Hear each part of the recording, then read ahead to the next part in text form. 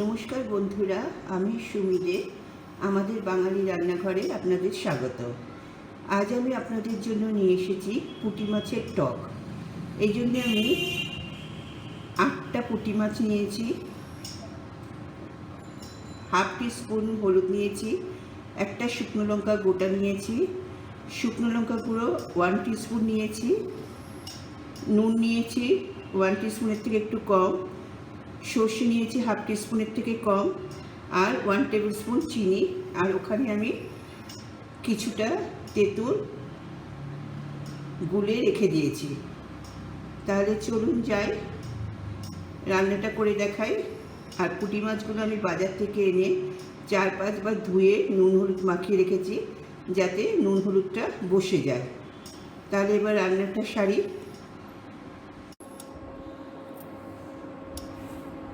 এখানে তেল গরম বসিয়েছি,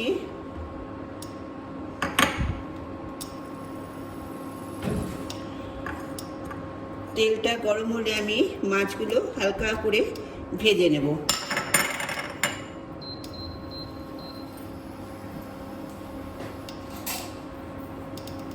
যেহেতু এটা পুঁটি মাছের টক করব, ওই জন্য বেশি ভাজার দরকার পড়বে না, একটু হালকা কাঁচা কাঁচা থাকবে, অথচ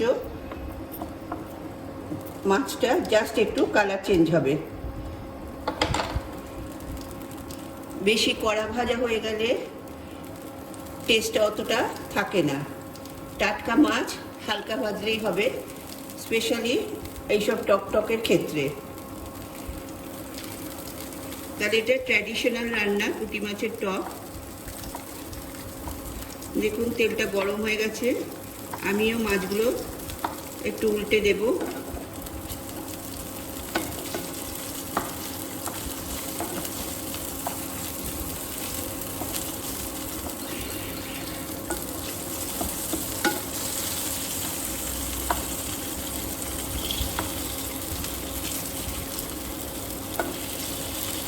সব মাছগুলোই উল্টে দিয়েছি।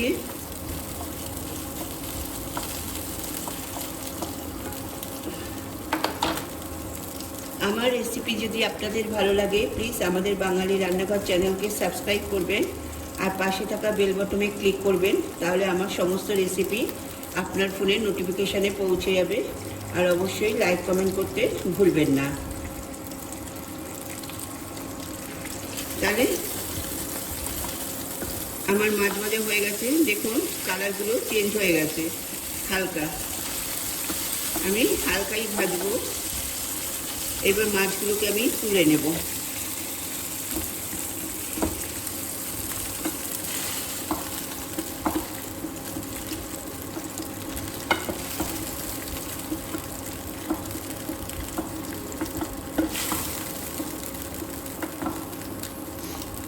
আমি এখানে 2 টেবিল স্পুন মতো তেল দিয়েছিলাম, সুতরাং আমার তেল বেশি নেই। এতেই আমি ফোড়নটা দিয়ে নেব।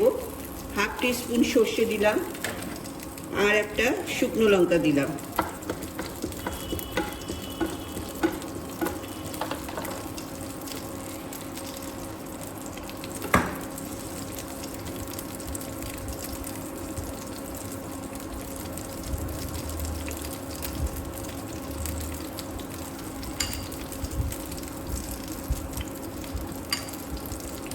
আমার সর্ষে ফোড়ন হয়ে গেছে। এবার এতে আমি কাঠটা দিয়ে দেব, তেঁতুলের কাঠটা এর মধ্যে আমি দিয়ে দেব।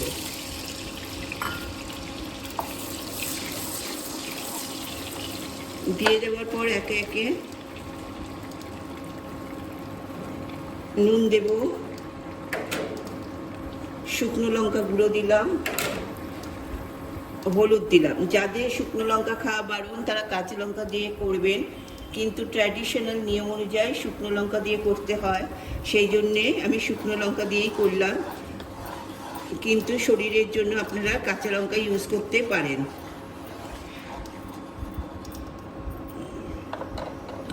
এইবার এটা যেই ফুটে এসছে, অমনি এতে আমি 1 টেবিল স্পুন চিনি দিলাম।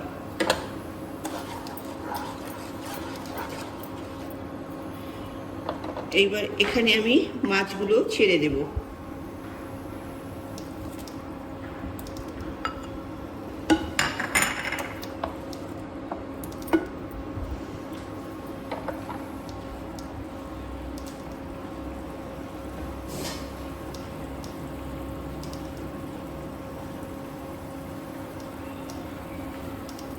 তাহলে আমি 5 মিনিট বাদে ফিরে আসছি।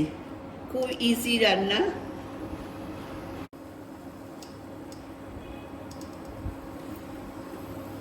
আমি 5 মিনিট বাদে ফিরে এলাম। দেখুন আমার মাছ একদম রেডি। এবার আমি ইন্ডাকশন নেভাবো।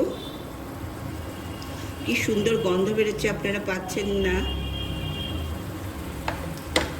তাহলে 1 মিনিট স্ট্যান্ডিং টাইমে রাখবো। ইন্ডাকশন অফ করলাম, 1 মিনিট হয়ে গেছে। এবার আপনাদের সামনে আমি পরিবেশন করব।